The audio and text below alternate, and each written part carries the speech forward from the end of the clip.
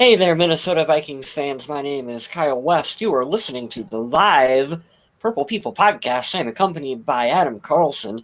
I'm How all are right. you tonight, Adam? It's been a busy day. I got a lot of Walking Dead stuff done today. I was playing the final installment of the Telltale Walking Dead Michonne game. A lot of fun if you haven't given it a Oh, whirl. Also nice, been nice, doing a lot nice. of draft watching. Yeah, because we got the draft coming up in just a matter of days. Absolutely true. Mr. Kyle Smith might be joining us. We're not sure. He may be having some technical difficulties or something like that. But since the show is now scheduled, we have to go on even without him. So hopefully he can pop in and pick up wherever we leave off and not miss a beat. But for now, it's just the two of us, maybe three. We'll see. And all you guys in the chat if you're here. So it's all you.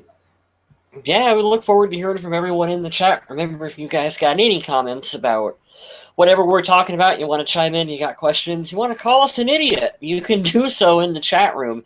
Absolutely. And we love the feedback, we love the interaction. So let's hear from you guys tonight. Hit us with all your draft questions, right, Adam? Yep, hit us with your best shot, fire away. Yeah. This is episode number 199 of the Purple People podcast. This one is titled "What's Up, Doctson?" Because I like Josh Doctson. I do. I've got him mocked to the Minnesota Vikings in my latest draft on the Viking Age, and I feel pretty confident that he could be a guy that could really help contribute. So fingers crossed there. Mm-hmm. Let's go into the quick hits because we do have quite a bit to talk about this week, and if the chat gets hopping, we could have a lot of cool, fun draft talk going with questions flowing everywhere. So let's get started. We got some fun quick hits. Variety. I like variety. A lot of variety, a lot of happy, a lot of sad. We got a lot of everything. But let's start out with the NFL draft. Round 3, we'll find NFL teams having some of their guys that have been up for the nice guy charitable award. Pardon me, the charitable awards, and they will be naming the third-round draft picks for each team. For the Minnesota Vikings, if they have a third-round selection, which you never know because draft picks move around a lot, but if they do have a pick in the third round, it will be E.J. Henderson making that announcement. I like it. I'm a big fan of E.J. Henderson. He's a really super great guy for Minnesota, and I do like the way they try to jazz up the later rounds a little bit by bringing in some of the former players and making them. Yeah, they'll do the having former them come player, out. they'll do super fan. They'll do some pretty neat stuff. It's especially hard because a lot of fans later on in the draft, even rounds 2 and on, might not be familiar with a lot of those players. So having a former star there to do that, and having fan sweepstakes and things like that to go along with the packages for each drafted player can be a lot of fun and a lot of good things for people. For me personally, what I really like about draft days, and especially in the later rounds, is as someone who doesn't really dive in and do analyses on analyses. There's a good word for you guys. Who doesn't really analyze every single player in the draft. It's fun that as players get drafted, you get to spend a little bit of time with them, and you get to see the highlight packages. And I really feel like I get to learn about all these new guys that are coming into the NFL, even if they're not Vikings. Regardless, I like to get a chance to learn about them. So I always watch, every round of the draft for that reason. It's fun. You never know when they're going to be a star. You never know. Yeah. Speaking of stars, Minnesota Vikings star running back Adrian Peterson is predicted to lead the NFL in rushing again next year by NFL Network's Jamie Dukes. Personally, I'm not as optimistic about this. I feel that Adrian kind of fell into the rushing title this year because of injuries and suspensions and things like that. And who knows, maybe things can fall into place again for him this year, but I have a real good feeling that 1,400 yards ain't going to get it done next year. We'll see. I mean, you never want to sleep on AP. He is still a very, very special player in this league. But it's going to be tough.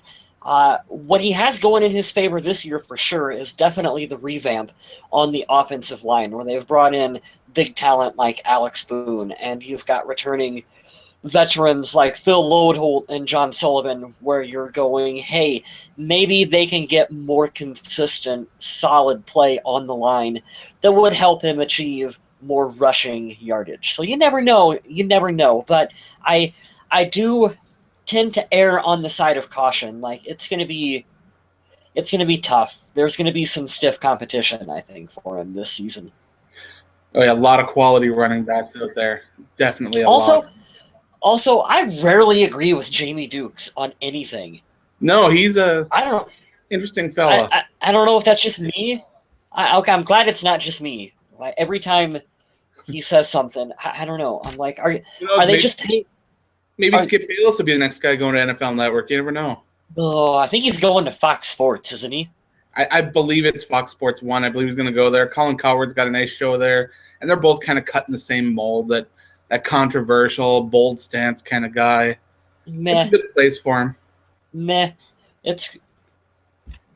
I don't know. I don't know. When I want to watch ESPN, like I want actual critical analysis, and there's room for your Skip Bayless a little bit, but I don't know. I just never really got into too much of him arguing with what was the other guy on the show that they did, Adam? With on First Take? Yeah, First Take. The other guy on First Take. You got me. Oh, Stephen A. Smith. I wanted to say Stephen Colbert. That'd be an interesting show. You give me Stephen Colbert and Skip Bayless and just let them argue. That'd be fantastic. Tommy Gunn definitely does not want Skip on NFL Network in the chat. He is not having a good feeling of that. Maybe he could replace Paul Allen on KFan. How about that? There you go. Or at least join him in the booth that way. Oh. All right. That's enough Skip talk. Speaking of the NFL draft, which we're going to be talking a lot about since it's coming up, starting on Thursday night, the Minnesota Vikings were part of a study that ranked the team in the last, I don't know if it was 10 or 20 drafts, but in recent history anyway. And they found that the Minnesota Vikings ranked number 14 in NFL draft efficiency, which, when you think about it, for the number of misses that the Minnesota Vikings have had early in the draft, that's pretty good. I mean, yeah, you look at a team like who was last on their list? Cleveland? It had to be Cleveland. It had to be the Browns. It was definitely Cleveland. I don't know how it couldn't be the Browns.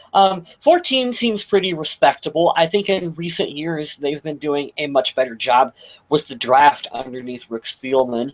Right. I would like to obviously see that number increase, and just get consistent production throughout all rounds of the draft. But 14, yeah, that's respectable. Like I'm not ashamed to be 14. I believe on average Minnesota's had the number 17 pick, and they've gotten the draft value of the number 13 overall. I believe it's something like that. That's interesting.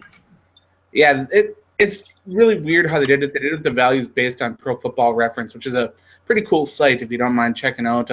If you're a bit of a numbers geek, it can be a lot of fun. Unless you're North Turner, then you just hate Pro Football Focus. Just don't. No. Pro Football Reference, not Pro Football. Oh, Pro Football Reference. Oh. I wonder what he thinks of that one. Well, probably doesn't like it either. Yeah, screw those guys. They're assholes. You don't like them. That's my North Turner hot take. So the rumor going around right now is that the Minnesota Vikings are not going to pick up the fifth-year option on kick returner / possible wide receiver Cordero Patterson. Possible wide receiver. / The salt is flying tonight, Adam. You were salty, sir. Hey, he's been working hard this offseason. Hopefully he can come out and prove that he is ready to take on a big role, and even if it's not jumping into starter status or something, being able to prove he can be a guy who can jump into a game at wide receiver, run some routes, catch the ball, and make some people miss. It's a step in the right direction. Because as of right now, he's just a glorified kick returner, and honestly, he's not going to find much value out there past that. I do know that Cordero showed up to the off-season workout program, the little small thing that Teddy lined up for some of the offensive guys. So Absolutely. he took the time to do that. From what I heard, because I've been listening to the player interviews that have been put up on Vikings.com. If you guys haven't had a chance to do that, I suggest checking them out. You get some really nice, honest answers, because we're still early enough in the season that the players don't mind talking to the media. But you can pick up on some little facts like that. So it sounds like Cordero's been trying to put some time in, and that's good. He definitely needs to do that. I don't imagine at this point why the Vikings would want to pick up his fifth-year option. It's been a prove-it year for Cordero for the past 3 seasons now. So if it doesn't work out for him this year, I expect them to move on from him. But if he can go out there and if he can prove that he can at least be competent as a wide receiver, as well as continue to have production at the kick return position, then maybe they'll float him a 1-year deal or something like that afterwards. But that's all later speculation. Let's see what happens. We still have this season to wait and see how things go. Mm-hmm. And it'll be interesting to see if he can take that stride, because I think everybody's hoping he can. But you never know.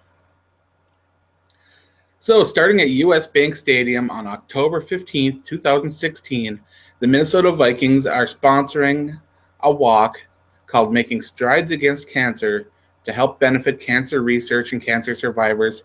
The Minnesota Vikings always have something each year to help benefit the cancer things, which is fantastic. I love that they're so involved in charity, especially a cause as devastating as cancer. So I love this, and if you're going to be in the area of US Bank Stadium on October 15th, definitely check it out. It could be something that could be very rewarding for you and also help out a great cause in the meantime. So check it out.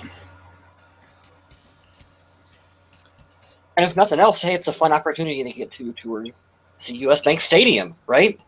That's true. Not only that, but there will be some former and current Vikings players there, as well as Minnesota Vikings cheerleading squad. So there's that opportunity as well. A lot of fun there. We have news about Stefon Diggs' hobbies, because it's kind of cool to know what these guys do at home, right? I like Stefon Diggs. He's an interesting cat, that's for sure. He is, and he wanted a hobby to try to learn how to cook. And he good tried thing to know how to do. And he did not do so well. Not a chef. In fact, over on the Star Tribune, he said that he nearly burned his house down trying to cook. So he decided that cooking probably wasn't for him and decided to try yoga. Now, yoga is fantastic because not only can it increase your flexibility, your speed, your patience, all these kind of things. He loves it. And it's a new part of his regimen. And hopefully it can help him improve on the football field. You never know. There's something about wide receivers, and it's just like, I don't know, the position or whatever. You always get really interesting, kind of borderline weird personalities at the wide receiver position, and I love Stefon Diggs, but that's totally him. Like the comments about the cooking and burning down his house. Like, yep, that's a wide receiver for you. It definitely is. Mm-hmm. Although he's not the strip club throwing singles everywhere and buying champagne, so that's more the wide receiver in the old days. And it's a few years back, wide receiver. Yeah, diva wide receiver has changed a lot, and he's not a diva. Don't get me wrong. Diggs and Teddy come from the generation that grew up playing Madden. Like they're of the Madden generation on, the old PlayStations and Xboxes. So no strip clubs for Teddy, no strip clubs for Diggs. Tommy Gunn says that Diggs kind of reminds him of John Randall in a weird but good way. Yeah. He's got that kind of silliness to him. Me and Adam were talking about this. I don't know if Tommy Gunn has been over on the Vikings website, but you got to watch the interview with Alex Boone where he talks to the media, because Alex Boone reminds me of Jared Allen. Just the way he's got this really kind of sharp, quick-witted humor with the way he answers questions, and just gives really funny, straightforward answers. You listen to the guy, and you go, my gosh, that sounds like Jared Allen. It's awesome. You guys got to give it a look. That kind of attitude that I can have fun but still be a professional, that is the kind of attitude that can help you win right there. It can keep the locker room together. It can make things lighthearted enough so you can deal with problems, but yet they know that they mess up and they're going to have a head coach on their butt. So They were asking Kyle Rudolph what he thought of Alex Boone, and he just instantly got a big smile on his face. And he said that this guy has energy, and the same amount of energy, whether they're coming in at 6:45 in the morning to do workouts, or it's 4 o'clock in the afternoon, and they're between practices, and they're just like hanging out and wherever the team hangs out. They said that he always brings just a high level of energy to it. I think it's good. I think that's good for Matt Khalil. We talked about this earlier, is that having that kind of player next to Khalil should, in theory, help him. absolutely. Help him grow, help him be more relaxed, and hopefully get better production from him on the field. So I'm hoping for darn good things between those two this season. But you haven't asked the most important question. What's that? Will Alex Boone be a member of the Minnesota Vikings Donut Club? Donut Club? I am assuming so. If he's not already, like he will be shortly. He strikes me as a guy that would love his morning donuts. I agree with you there. I think he's a definite donut guy. Yeah. Can you guys tell I'm already a big Alex Boone fan? Like it's hard not to I want to order the jersey already because I just love his comments. He comes out, and how many players want to play in Minnesota outdoors in the Midwest? And one of the first things he says in his interview is that he's so happy to be back in the Midwest, back in Minnesota. And that's great. I love players that want to be here. You order that Boone jersey, though, and you know he's changing his number, right? Oh, I know. I know it's going to happen. Every single jersey. Lastly, we got some sad news. Minnesota Vikings superfan Prince passed away at 57 years old. Prince was known for his legendary music catalog, as well as cult hit movie Purple Rain. Prince had a really big part of my childhood, especially growing up in Minnesota. You couldn't listen to the radio for a day without hearing a Prince song. And if you've never gotten it onto a Prince song, you've never lived. So, that's what we're talking about here. Prince helped make a lot of the Minnesota Vikings babies of the new generation. So that's what we're talking about right here. Yeah, you're probably correct on that statement. I know you're correct on that statement. I will. My first introduction to Prince, you probably will not be surprised by this one, was Tim Burton's '89 Batman film, because that had the soundtrack that was done by Prince, and they had the Bat Dance. That was amazing, and I love that. And I loved the scene growing up as a kid where the Joker went into the museum, and he's got his thugs that got the beatbox, and they're playing and they're dancing, and he's disgracing all the paintings and stuff with all the Joker stuff to the Prince song. Come on, that's awesome. That's so cool. That's so great. And it was just awesome that he was also a Vikings fan, and he would attend games and stuff like that too. And games he couldn't attend, he would be checking in on constantly. Don't forget, he wrote that song "Purple and Gold" in honor of the Minnesota Vikings. Now, don't get me wrong. I don't like the song. I don't think it's very good. But hey, it's so cool that he chose to honor the Vikings with that song, and I completely respect that he did it. I adore that he did it. But I wish it was a better song. Oh boy. Oh my goodness. So we should probably move on. I could sit here and talk about Prince for hours. We could. The Prince Podcast, the Purple Prince Podcast, Episode 1. But instead, let's talk about the Minnesota Vikings draft picks this year. The Vikings are sitting with 8 picks. In the first round, they have the number 23 overall. And then they continue with the number 23 pick in each round through round 5, including the 54, 86, 121, 160. And then in round 6, they have 180 overall. And then in round 7, 240 and 244. Now, all of these picks are eligible to be traded because none were acquired through the supplemental system, which no one understands. So thank God we don't have to try to explain that. So we're good. And no what was the word, compensatory picks in this bunch, so any of them can be traded. You could see Rick Spielman's never been conservative. If he sees the player he wants, he'll go get him if that's the way he sees fit. And with 8 picks, he's got plenty of ammo, and he doesn't have to stick to his we want 10 or 8, 9, whatever picks, because usually it's about 10. This year, he's got a young enough roster, so much talent, that if he were to draft 10 guys, odds are that maybe only 4 or 5 of them would be sticking to the roster on the practice squad. So maybe he wants to lower that number down, increase the likelihood of a hit on each player, rather than trying to grab a big bunch. So be interesting to see what Spielman's strategy is coming into the draft. That is what I am expecting, Adam. And the old Rickster, Rick Spielman, though, as coy as ever, is already talking about how the Vikings have fielded phone calls for the number 23 overall pick on trading back. So he always, anytime this time of year, he can plant the seeds about trading back and acquiring more picks, he's going to do it. He's always going to like dangle that out there so that if nothing, having potential trade partners at this point ain't bad. I do agree with your philosophy, though. I say we, like we've been in the draft room with the Vikings. Absolutely, we're in the war room constantly. Exactly. The war room is just nerd shit, just everywhere. It is. Yeah. No, the Vikings have retained a lot of talent this year, as well as acquiring a pretty sizable amount of players as well, too, from outside the organization.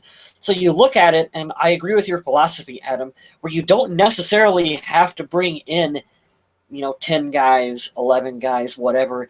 You can potentially trade up and forfeit some of those picks if you think that you can hit home on maybe 4 or 5 guys at key positions that you still feel you want more depth, or that the talent is just so great that you value it enough that you want to trade up and you want to do that. That is kind of what I'm looking forward to seeing the Vikings do this year. Rick Spielman has gone on record as saying this year that targeting a wide receiver isn't his priority, although I don't have any doubts if they are at 23 and there's a wide receiver that they feel matches that value, they'll pull the trigger. But there's also a ton of talent at other positions. And if one of the top guys, let's say Miles Jack scares people with his knee issue, right? And he ends up falling all the way to 23 somehow. Highly unlikely. But stranger things have happened. Pulling the trigger on a guy that could be a much better talent rather than going at a position of need. And that's something that Rick Spielman's been really good at. When the Minnesota Vikings needed a quarterback, and they had their pick there, they could take Teddy Bridgewater, Johnny Manziel, or even Derek Carr. Instead, they went for Anthony Barr, who they felt was a better talent and could help the team. And Anthony Barr wasn't a player that they probably needed right away, but they saw him and said, this guy can help the team the most. And I think that this kind of philosophy, building the team that way rather than around needs, has been what has helped this team take it to the next level. Oh, I agree. And you talk about a move that requires some big cojones. I mean, that must have required a set the size of grapefruits for Rick Spielman, knowing as badly as the Vikings needed a quarterback, for them to pass on the players that you just mentioned, including the eventual pick that they would trade up to do in Teddy Bridgewater, for them to take Anthony Barr in that situation. My lord, that is the kind of thing where if you draft Barr and that doesn't work out and you miss out on a quarterback, you're fired. Yeah. It could have been over with for him. So that is really putting some faith in your staff, in your scouts. If you've seen Vikings Nation on Twitter when the Vikings went to the podium and the name wasn't Johnny Manziel. Oh, I remember. Goodness. Oh. It was brutal. It was absolutely brutal. Twitter exploded over that one, and it's turned into a funny thing now, because in retrospect, we can go back and we can always say that no one was really talking about the Vikings drafting Anthony Barr, and look at what happened. Now he's like everyone's favorite defensive player on the team, or one of your top 2 or 3, and everyone knows who Anthony Barr is. So sometimes, just because they don't draft the guy that ESPN is trying to sell you on, doesn't mean it's a bad thing. Like, you've got to have faith in the team and not try to avoid some of the knee-jerk reactions that happen. Tommy Gunn in the chat says they don't call him Slick Rick for nothing. Exactly. He'll maneuver himself around to get whatever he sees fit. And I think the comments about the wide receiver is a bit of a smokescreen, because I do think they're looking at going receiver in the first round. I mean, this is like the year open. when they said Minnesota Vikings don't need to get a left tackle right now, even though everybody and their mom knew that Matt Khalil was the target. Was the pick, yep. Or the Vikings have no interest in trading Percy Harvin. Right? Yeah. It is just that time of year when all this kind of speak goes everywhere. And sure, there might be some validity to it.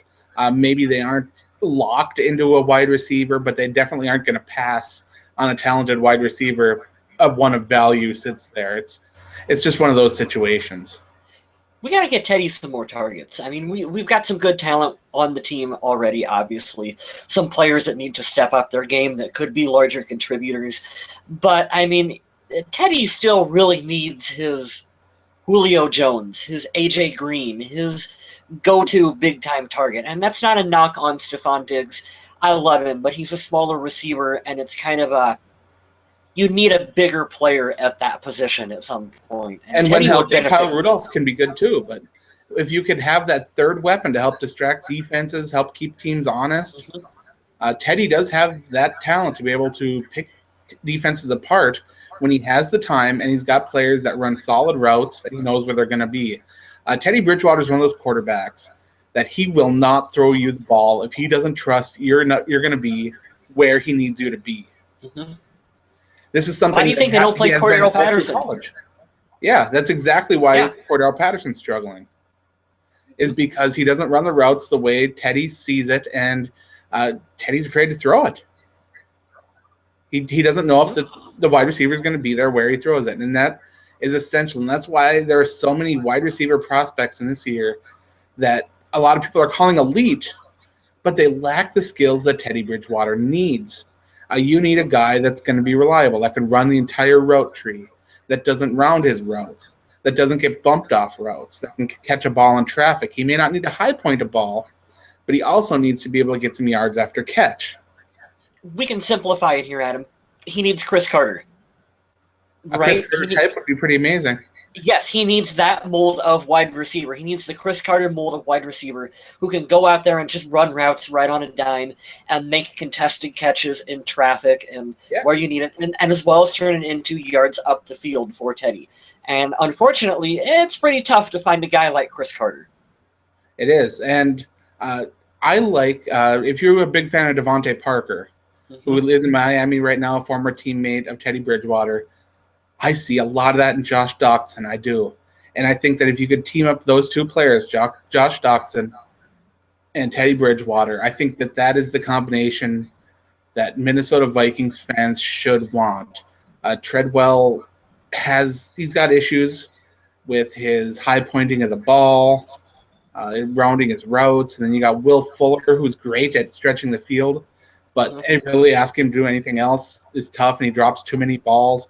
This is a draft where there is there's no Calvin Johnson, there's no Julio Jones, there's no A.J. Green. There's no wide receiver in this draft that makes me say this is a can't-miss guy. Because if there were a guy in this draft, I'd say the Vikings should probably go up and get him. But I don't see that in this draft. And if there's not, you don't reach for it. Like I feel like they kind of learned their lesson after they reached for a need when they drafted Christian Ponder. Who should not have been taken where he was taken, but they needed a quarterback, so they reached and they got one. I don't feel like they will do that. I feel like the team has really kind of learned their lesson. Absolutely. And they're willing to, even though, they feel that we need a receiver, if there's not one, they're not going to instantly take it. About Kyle Rudolph, I wanted to make a comment really quickly about that one, is that I think the signing that they've done with Alex Boone and some of the other additions to the line should actually be able to help out Kyle Rudolph's production, because we're going to continue to be a run-first team so long as Adrian Peterson is on the field. But by being able to have a line that can protect better for Teddy, that should free up to where you can use Kyle Rudolph more as a pass catcher instead of being a blocker, which is where I think he will and can succeed as a pass catching tight end for the Vikings. So I'm hoping to see a larger production out of him. As you mentioned too, that offensive line can help plays develop. There were a lot of times last year when Teddy had to get rid of the ball right away, whether it was throwing it away or throwing a dump off pass or a quick check down. There were situations where Teddy wanted to take a deeper shot. You could tell his eyes were down there, but as if he felt the pressure and had to dump it off. Mm-hmm. Hopefully this year can be a little different. Fingers crossed, as always. Teddy looks like he's bulked up a little bit too, which is, I think, a positive, because I wanted to ask you quickly what you thought of the idea of the team drafting a late-round quarterback this year, Adam. The Vikings seem set on having Shaun Hill come back as backup, and I like Shaun Hill. I do. When they signed him in to be backup last year, I was like, oh, they got a good guy who's pretty solid. This is a guy who you can rely on to win a game or two if Teddy ends up missing some time. Well, that wasn't exactly the case, and Hill came in and looked like a bum. Mm-hmm. Now, whether or not Heineke would have done better in that situation, who knows? Who knows? But as long as Heineke's on the roster and the Vikings see Hill as a veteran backup that Teddy can continue to learn from, I don't see any changes being made. I don't either. I think they're going to stick with Shaun Hill as a veteran presence that they must like having him in the locker room with Teddy. And I've no doubt that Shaun Hill's a super smart, super nice guy when it comes to that stuff. And I'm sure that is an important thing to have for Teddy. I'm like you. It's worrisome that if he was to go down at a critical time, whether or not Shaun Hill could step in and produce for the team. I'm not convinced he can. I don't think that they will draft a quarterback late rounds, but if there is someone there in, rounds 5 through 7 that they feel there's a good value for, maybe potentially I could see them doing that as someone that would turn, a player that would turn into a practice squad player for a season that they could stash away to maybe prepare for next season when Shaun Hill potentially retires, and then they would have some competition for Taylor Heineke. But I don't. That's hard though, because you got to get a player that's not good enough that other teams want to poach, but that's good enough that you want to develop. I know it's a really fine line, really odd fine line that you got to walk with that one. Tommy Gunn was talking about how Doctson's about 3 years older than the other players he played against in college, and isn't sure that his ceiling is much higher than where it is. We got XKT there saying that Tommy Gunn's right on the money and that Treadwell will be 21 when the season starts and more physical than Doctson, and that Treadwell has a much higher ceiling. I disagree with that. I don't like the way that Treadwell seems to struggle high-pointing balls. I don't like the way he seems to need to catch with his body more than his hands. But this is why the NFL draft is so fun. You've got so many opinions on so many different players, and everybody picks and chooses their favorites. And after watching a couple highlight videos, I really loved Treadwell because he seemed to get separation. But then I watched it a little bit more, and he wasn't able to really get the kind of separation that I liked him to because he didn't have that burst of speed to get away. And maybe that isn't something that is a big deal right now. And as long as Teddy can rely on him to be where he needs to be, he can hit him up. But I don't know. I'm not going to complain if Treadwell's a pick because either way, it's an awesome weapon. And I have been very wrong on evaluations before, and that's okay. It's going to happen again, and it's going to happen again, and it's going to happen again. But either way, this team is going to be drafting someone in the first round that's going to help this team, whether it offensively or defensively. And fans are going to cheer or they're going to boo, depending on their preference. What I'm looking for receivers, and this is in general, whether it's free agency, draft, whatever, is for this team specifically to fit with Teddy Bridgewater, it's important to have a receiver that can get yards after catch. Yes.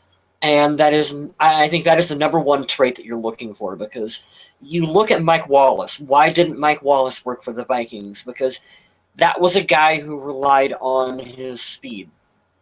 And he also couldn't catch worth a shit when he was with us. So he couldn't. I mean, good grief. There's a polite way to say that, though. He struggled with catching the football at times. No, he couldn't catch worth a shit. Anyway, and it wasn't a fit with what Teddy does.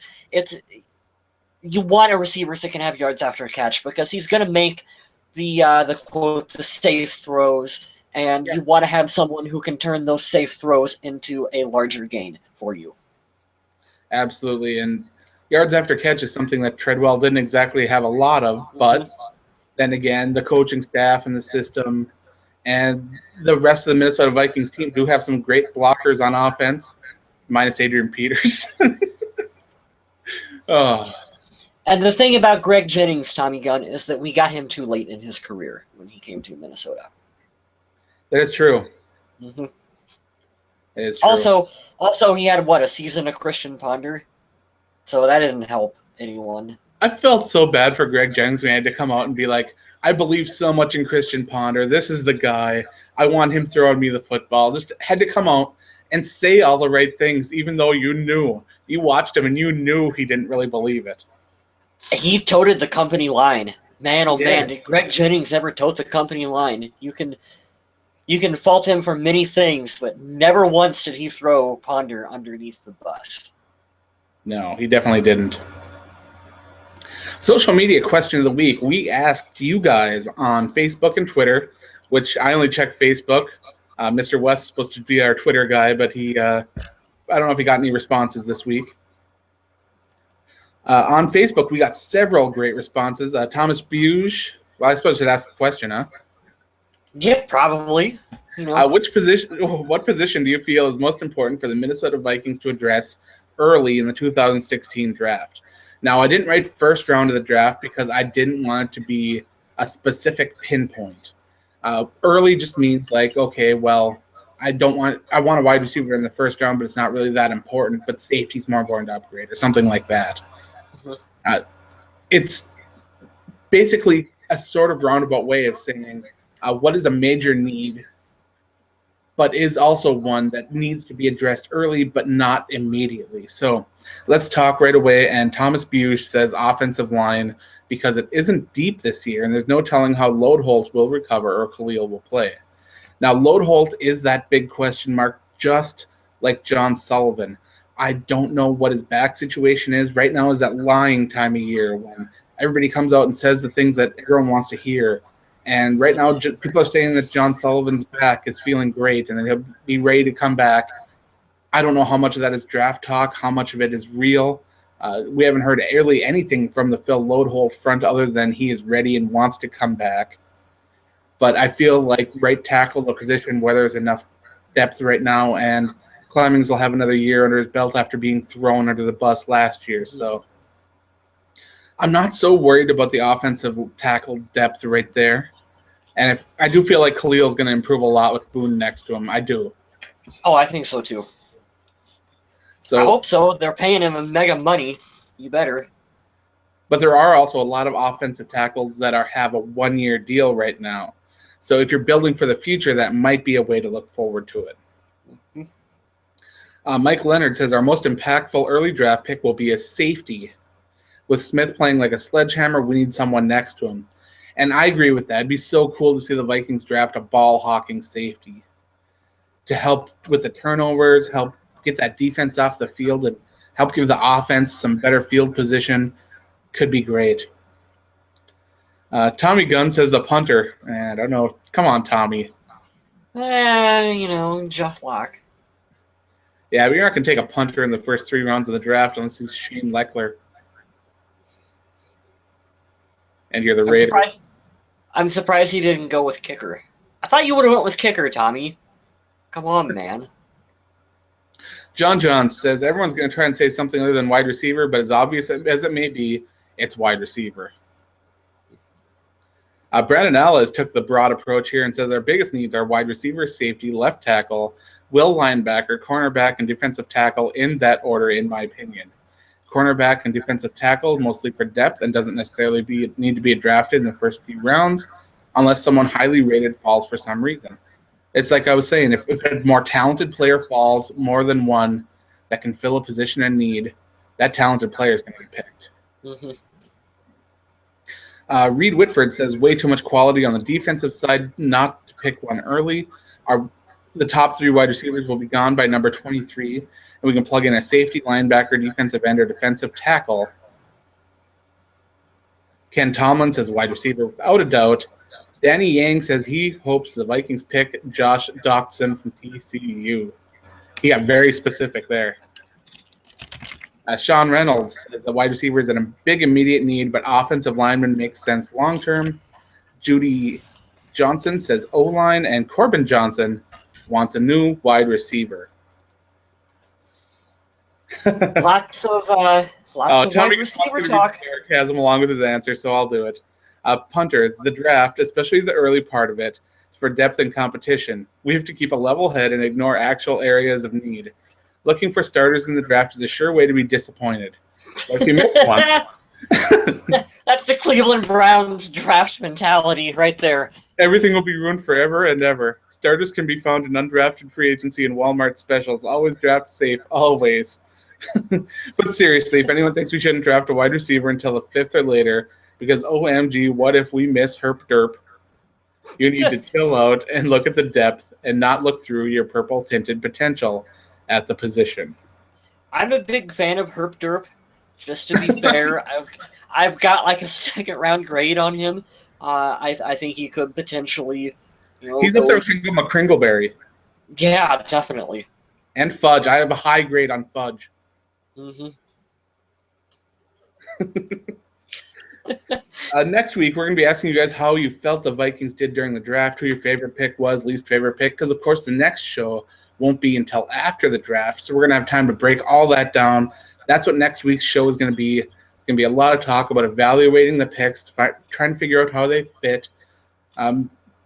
Hopefully, we'll have all 3 of us on to discuss it, but if not, hopefully we'll have some folks in the chat to help us out. And that is honestly one of my favorite shows to do, Adam, because there is no more speculation, no more guessing, no more mocks. No. You have the list of rookies that the team has drafted, and then you can spend your time actually researching them and trying to figure out how they will fit in with the dynamics of the team. And that is so much fun. That is what I enjoy. That you really do that feels every year after the draft. As soon as the name's called, you're on the old YouTube being like, okay. I'm on YouTube. I'm like, I want to know who this is. Absolutely. Absolutely. Yeah.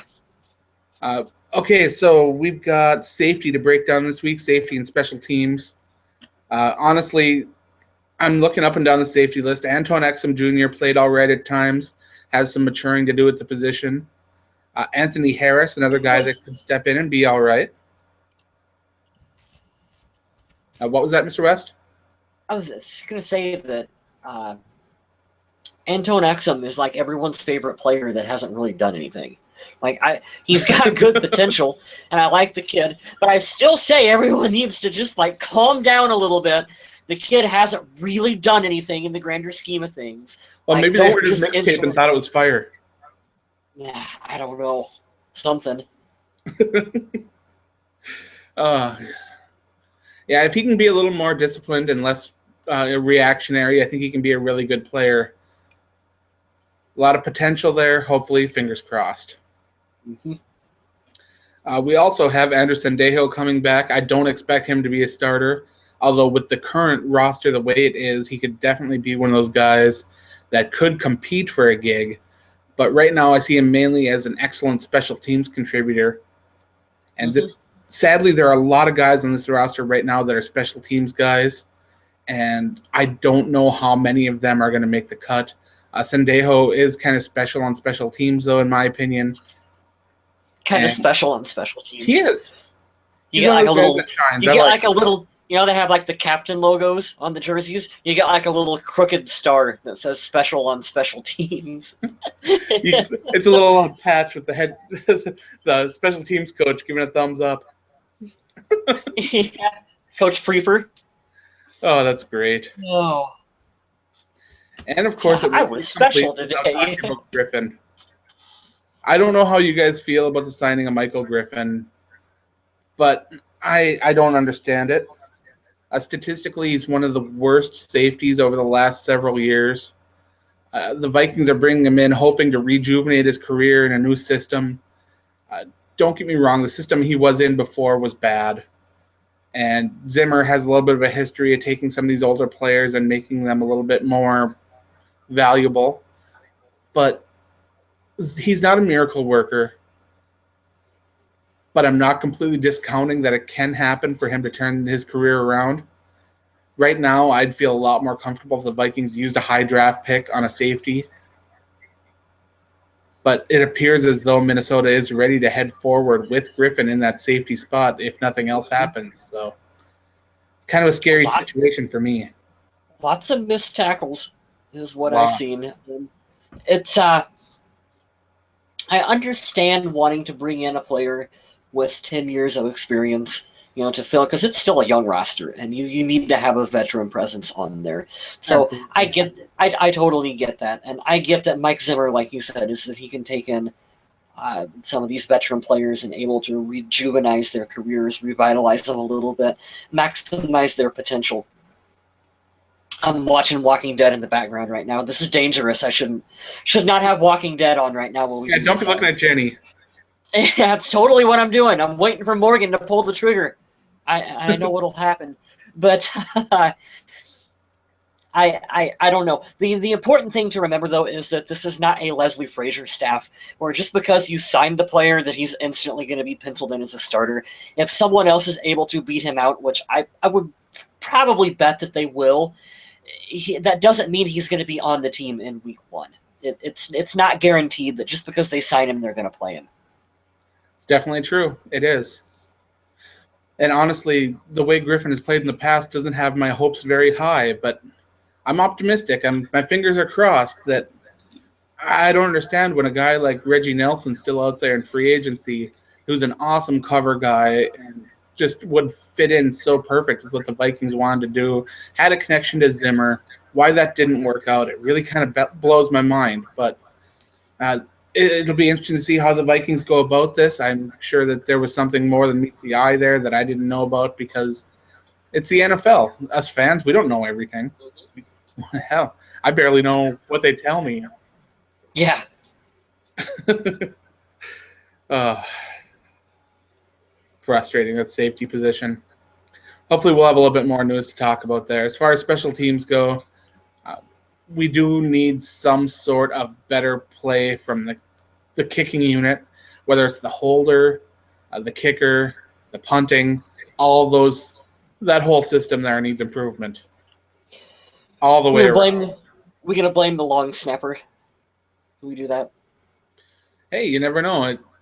If he snaps the ball too high or too low, there has been times that Locke's had to reach out and correct it, and it hasn't been too often, but for guys that are supposed to be on the same page that came from the same school, it's kind of weird to see miscues like that as often as they're happening. Just think, poor Blair Walsh. The first time he misses a kick, everyone's gonna want to murder him on Twitter. Everyone is just gonna want to murder Blair Walsh. Just Feels the so first bad for time. all the hate mail he got. I know, guys, don't do that. Don't do that. Just don't do it. Death threats too. It's a game. I know. I know that football is life and it's fantastic and it's so fun to watch and it brings so many people together like us, but in the end it's just a game. Don't be wishing death on people. We lost a viewer for telling people not to wish death on the players. No. Yeah. Oh, that's the internet in a nutshell, folks. Oh, it pretty much is. And that's the truth, and that's sad. And on that note, That's all I have for this week. I figured this was going to be a little longer show, but it looks like we came in at a pretty good time. We have one final hot take from Tommy Gunn over there in the chat saying that Slick Rick will wheel and deal his way to 10 picks yet again. He likes that approach of just getting the mass amount of picks, throwing them to the wall and seeing what sticks. So it's been successful in the past. So who knows? He might not change it up. Here's the real question: how many Notre Dame players are we going to draft this year?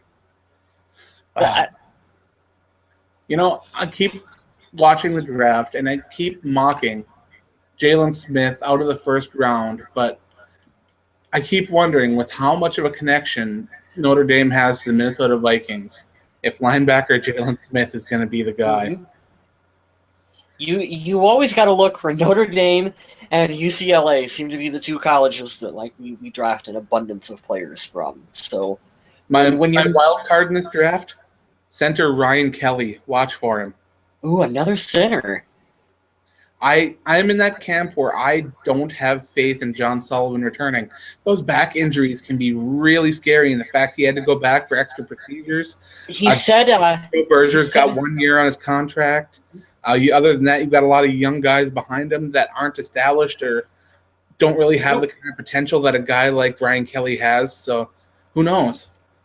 He said in his interview this morning that it was the same disc in his back ruptured itself twice, and so that he had to have 2 surgeries. It was on the same disc. That's kind of a little scary to me. I think it's what happens when it's what happened the first time around for it to be re-injured and in the exact same way. That sounds career threatening to me.